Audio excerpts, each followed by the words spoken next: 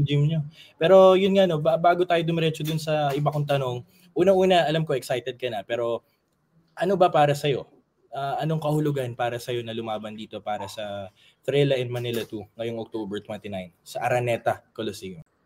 Um, so, sobrang importante 'to, kasi una na, dito pa talaga sa Pilipinas yung gagawin ko yung laban, and lahat kumbaga, kumbaga ito yung, ah, after ko mag-amateur, after ko mag-Olympics, ito na yung, panibagong career ko, na binubuo. So, ayun kaya, itong laban na 'to kumbaga iaalay ko sa mga, kababayan natin na sumusuporta na, gusto ko ipakita na, um, ano, ang tagal na kasi natin na hindi nagkaroon ng, malaking event sa boxing Mm. sa Pilipinas. So, ayun, ito, gusto ko ipakita sa mga kababayan natin na yung tuwa, yung saya na